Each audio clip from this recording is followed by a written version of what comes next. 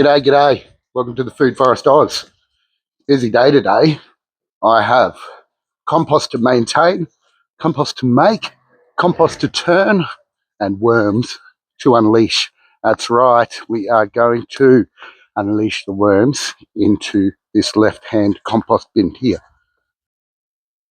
So sitting at 40 degrees, beautiful, beautiful. Once we get that inside into the worm wedge, give it a water, that'll come down and the worms will love it. So this is a really big day. It's a day that I've been looking forward to for ages, actually. Now we're not going to split them both.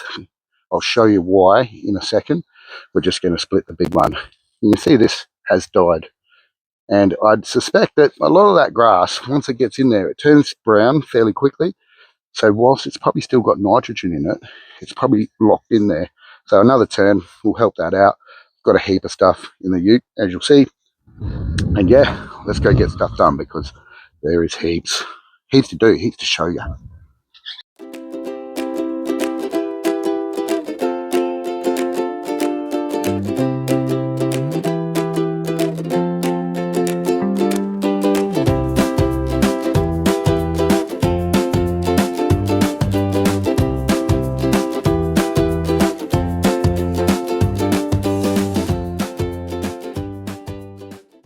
Halfway through, let's have a look at this stuff. It looks good, but I fear it may be a little bit dry in the middle. All that heat, has evaporated all the moisture. Nice big rock there, but looking good, looking really good. Now, I've started to come to the conclusion that given I chip a lot of wood into my compost piles, that the cold composting process may be as important as the hot composting process, because mycelium, fungi eat wood.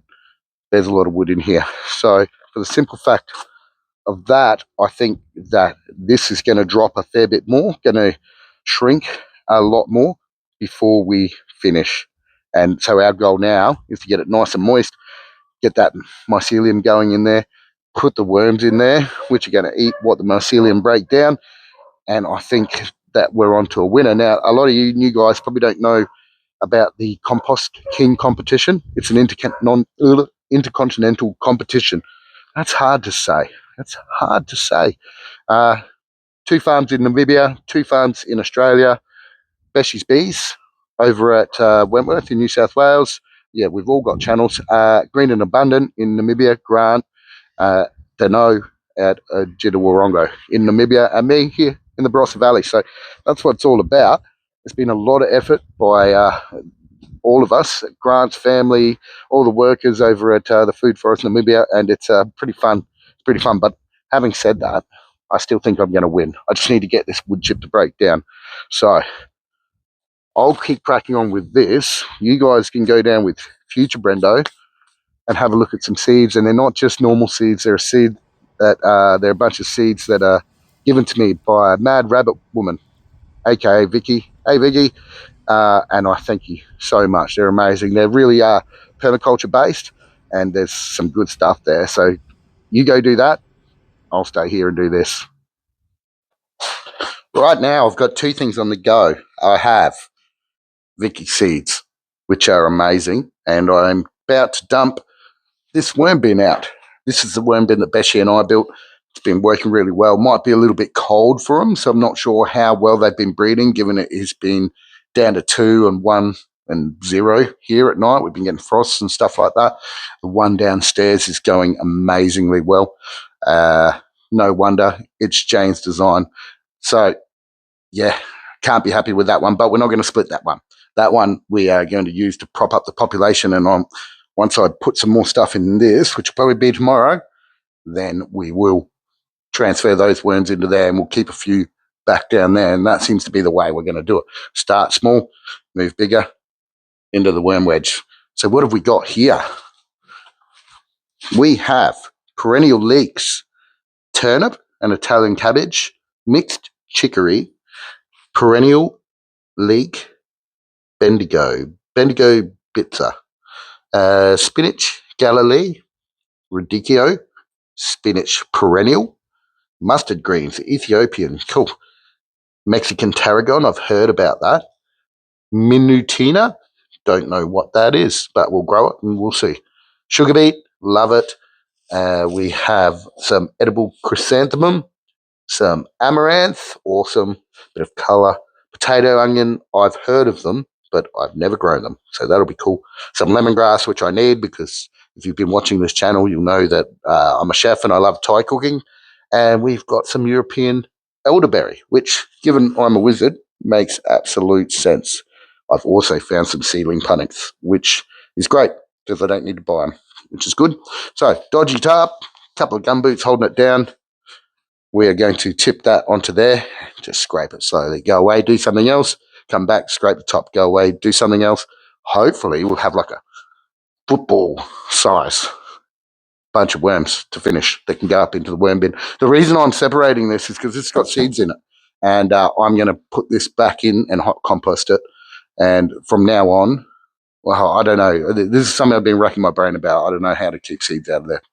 Anyway, come and have a look at my seedlings. We've got really good progress and a really small amount of space. There's over 350 plants currently growing or about to grow in here. From San Mazzanos, which have just come up. Lots of tomato sauce on the way. Zucchinis, pumpkins, corn, beetroot, and a million other things that I could name. Now, the problem I've got is they're all going very well, but where do I put them? We have another cold snap coming. Part of me thinks I went a bit early, but I really do not want to waste all this effort and all these beautiful plants. So, yeah, hopefully within a week we'll get these out. I'm a little bit worried they're going to get too big and shade everything out, but I do have another light. You can see it's pulsing in here. It's one of those purple grow lights. They don't look very bright, but it seems to be doing a very good job. I still am a little bit skeptical, but we'll see. Plants can feel more than I can see. So we have all sorts of stuff. The only things that haven't germinated so far are the watermelon, the Carolina Reaper, and my lamb's lettuce.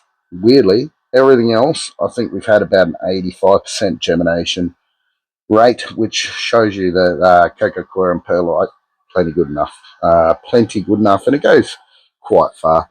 Like, I would rather be using my own dirt, but that is spoken for. Let's go back out and have a look at these worms. I'm going to try and do a time lapse for you. I love those worm time lapses. This bin's worked amazingly. There is a couple of design flaws, a couple of things that when I do it again, I won't do again. The first is probably that builder's sand down the bottom. Now, that looked like a really good filter, but now I've obviously got to separate the worm castings, which look amazing, from the builder stand. So I was sort of thinking I'll just tip it out, but I can't. Shouldn't be too bad. I'll sift it at the end anyway.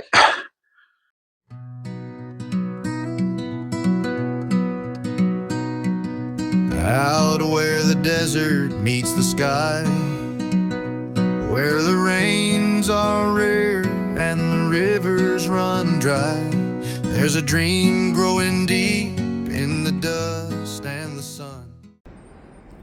Halfway through, maybe a little bit more than halfway. So far, it's taken me about 45 minutes. There is a lot of cocoons in here, lots and lots and lots of them. I think that's one just there.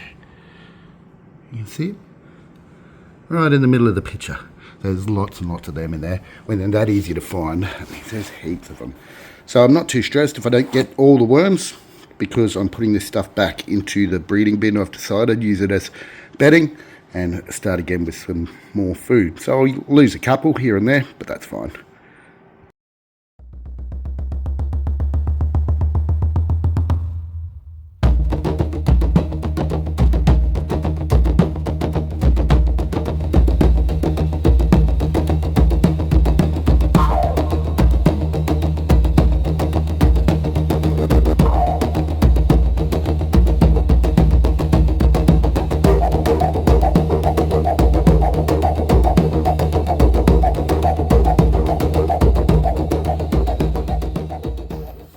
Okay, so it's not a football, not a big one anyway, but it is a significant amount of worms. And if you look at them, and some of you guys probably haven't seen it, but when these went in, these were all babies. Now, I've got underneath.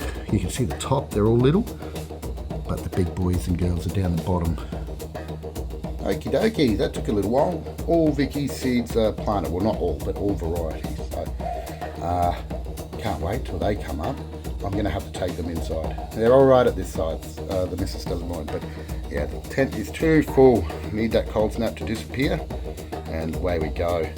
Let's go back and have a quick look at the worms. So what I've done, I've gone up and got some of that compost from up the top, the good stuff, the stuff that's in the worm wedge right now, and gonna put the worms in. Hope you enjoy this. I think I'm going to.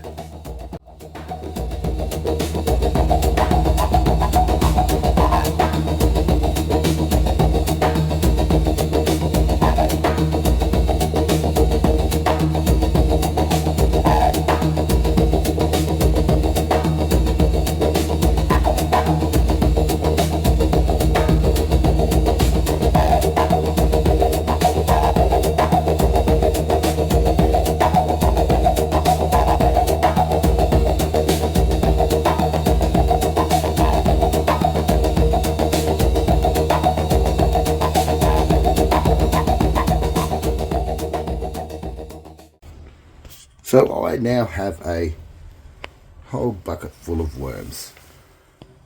They are very sluggish because it's very cold, and I've got them on the concrete floor. Just there, one of them's left us a nice little cocoon behind. See all that moisture? They left that behind. Anyway, this is very exciting. I'll take these inside tonight, and tomorrow I will release them into the worm wedge. I'll see you soon. Bye now.